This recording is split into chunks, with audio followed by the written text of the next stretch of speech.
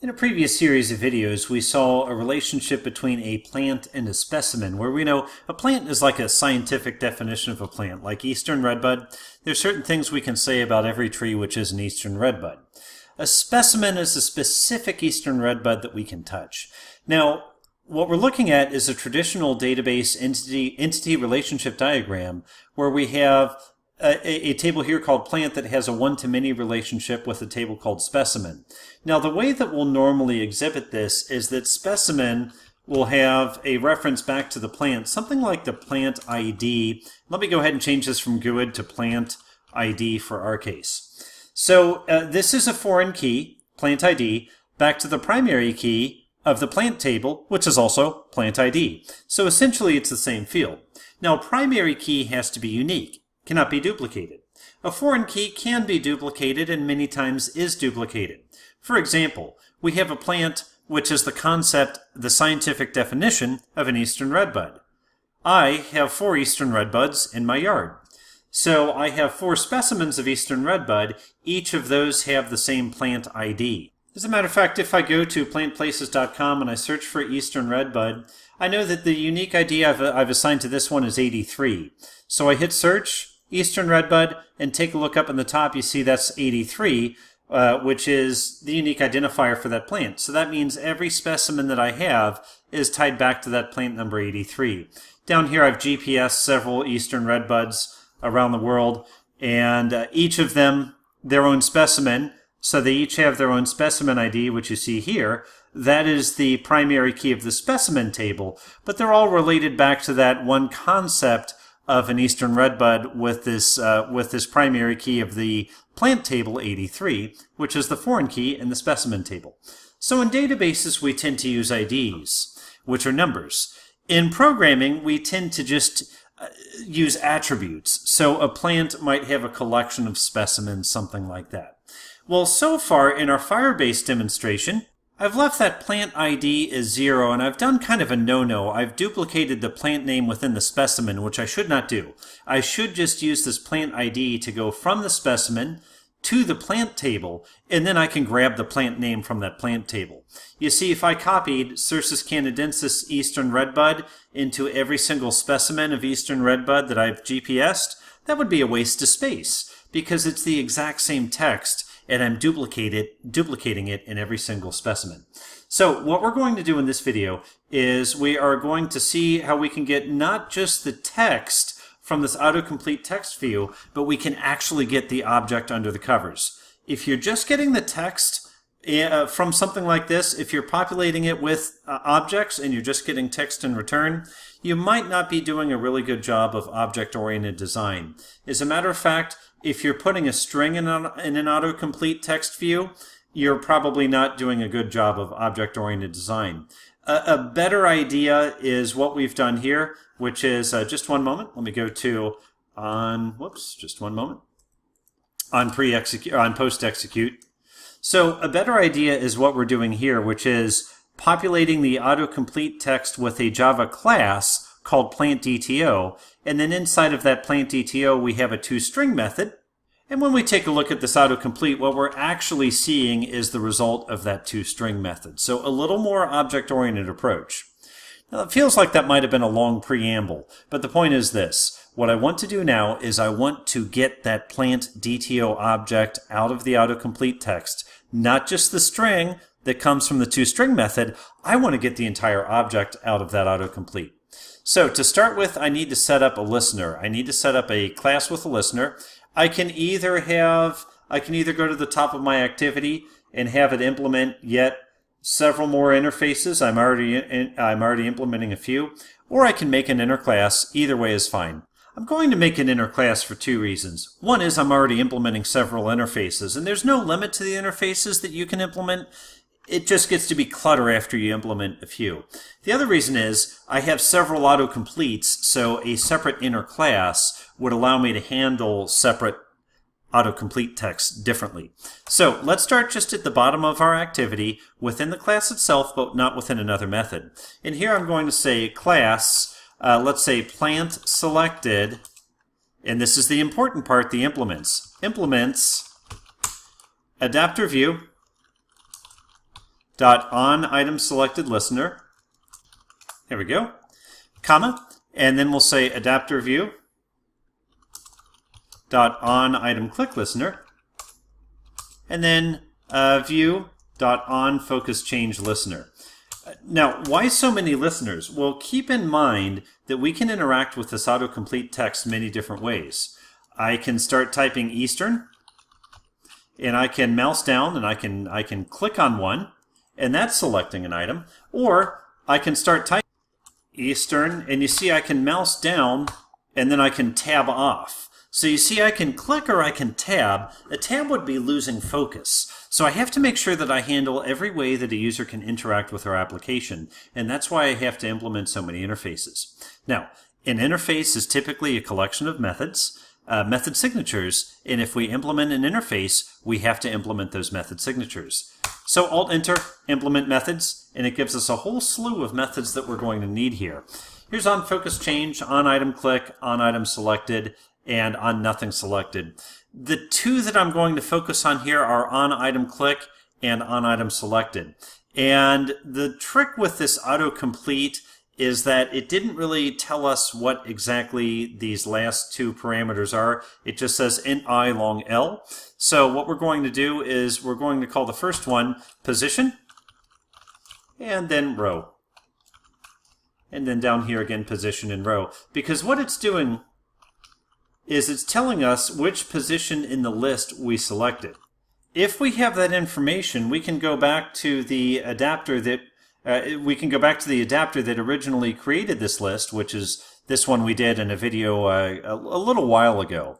And we can say, okay, give me back the plant DTO that exists at this position. So we're going to the original collection that's populating our autocomplete, and we're getting a record out of that collection. So let's start with on item click. For this, I'm going to say ACT plant name, and then we have to get the adapter. The adapter is what takes a collection like a list or an array list and makes it friendly for a user interface. So ACT plant name dot get adapter. There we go. Dot get item, and then we'll say position right there, just like so. Okay, Control Alt V, and it saves that as an object. Oh, yuck. So we have to do a bit of casting here. So what I'm going to do is I know I stored a plant DTO inside of here. So plant DTO, plant. It knows that get item is going to return an object, so I have to cast. We can cast manually or Alt-Enter, and let Android Studio figure it out for us. So we have our plant. Now what I can do is say plant.get, and let's say get GUID, get the global unique identifier.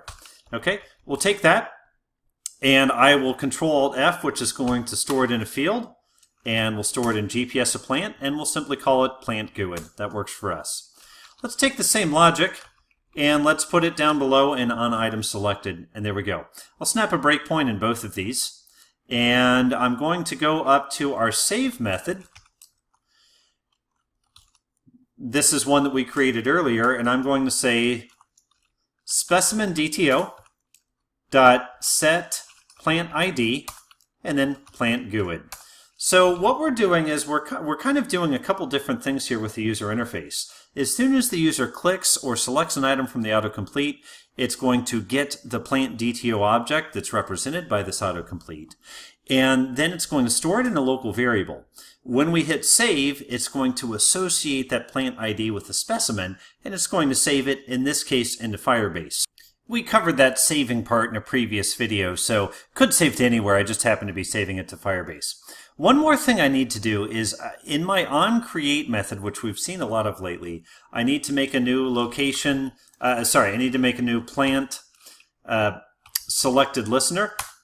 So we'll say plant selected equals new plant selected. Sorry, make that new plant selected object.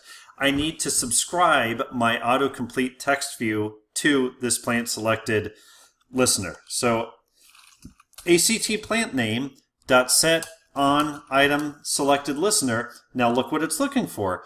It's looking for a variable of type on item selected listener, and I'm going to pass in plant selected.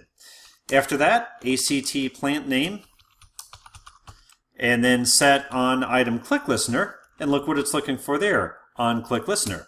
And we pass in plant selected. And then I say ACT plant name dot set on focus changed listener, on focus change listener rather. And then we pass in plant selected. Now I'm getting a red line up above, and I realize I made a slight mistake. Instead of on click listener, it should be on item click listener. And what's important there is on item click listener is looking for a variable that implements the interface on item click listener, which is what we actually implemented down below. So I add that, we're all good. So this simply creates a new object of our little listener class that we made down below, the one that implements all the interfaces. It makes an object out of that, and it tells that autocomplete text, which in other words, well, it looks like it's off. Let me see if I still have it up here. Yeah. So it tells this widget up here, this view, that anytime an item is selected, clicked, or focus is changed, it should delegate to this plant selected inner class, and that will tell it what to do. So save and deploy, and let's see how it works. I have a few breakpoints set so we can walk through this. Now let's take a look and see how it works. First, remember that plant ID 83 represents the eastern redbud. Let me go ahead, just to confirm that this works how we think. I'm going to search for a pawpaw. And let's take a look and notice the pawpaw has a unique ID of 82. I didn't notice they were so close actually, but nonetheless, as I scroll down, we can see that this is not the redbud. Indeed, this is the pawpaw tree. So watch up above as I change 82 to 83 in this URL. And because it's using, there we go, because it's using get instead of post, we see that that's going to proxy this over and make it take us over to the eastern redbud. So we confirm that 83 is indeed the unique identifier for an eastern redbud. Now let's see this in action. I start typing eastern, and I click on eastern redbud, and notice as soon as I click on it, a breakpoint hits over in my GPS of plant activity. So I choose F8, and I take a look at plant. And what do we have? Cercis canadensis, eastern redbud, and sure enough, there's the GUID 83. Let's go back and take a look at what's happening on line 477. We're taking that plant.getGUID, which is going to return 83. We're storing that in this plant GUID. And you see here it even is giving us a little hint what's going to happen when I choose F9 and tell it to continue. So now we have not just the text Cercis canadensis eastern redbud, but we have the actual object, and since we have the object, we can invoke methods on that object, which is really important. So let's call this Brandon's yard. That auto-corrected there, but okay, Brand's yard. And we'll say a young redbud. And then I'm going to choose save, and my other breakpoint's going to hit, or maybe I took that breakpoint off. Just a moment. So we'll put it back if we need to. So btn save, like so. Yep, took the breakpoint off. So we bring the breakpoint back, and I will save this one more time. The breakpoint hits. Now let's see F8. We create a new specimen DTO. Okay, we set the plant name. The plant name should be eastern redbud. We set the latitude, the longitude, the description, the location, and finally the plant ID. Now I mouse over the plant ID, and you see that sure enough it is ID 83, the one that we just got on that onClick method. Now we push it up to Firebase. Let's take a look at Firebase and see what we get. I see a couple of new entries here, probably the one without the debugger. Let's take a look at that. Oh, look at that. There's plant ID 83. Go down here, and here's the one I did with the debugger, plant ID 83. If I did this again with a pawpaw, so I'll just quickly do it with a pawpaw. Two of my favorite trees, by the way. Asimina triloba, common pawpaw. We'll go ahead and let the breakpoint play through. And I'll tell you what, I will take the breakpoint off of the save method so we can watch this go a little more quickly. So take that breakpoint off. Now we say a pawpaw and fruit. Remember that the pawpaw's unique ID is 82, not 83. So I press save. Go back to Firebase. We have a new entry. And we see a pawpaw and fruit with a plant ID 82. So we had two entries that were redbuds, both with a foreign key, plant ID 83. We have one pawpaw with a foreign key, plant ID 82. So in this video, we had a little discussion of foreign keys and primary keys. We also looked at how to get an object out of an autocomplete text view. I hope this has been helpful, and I look forward to reading your comments. Thank you.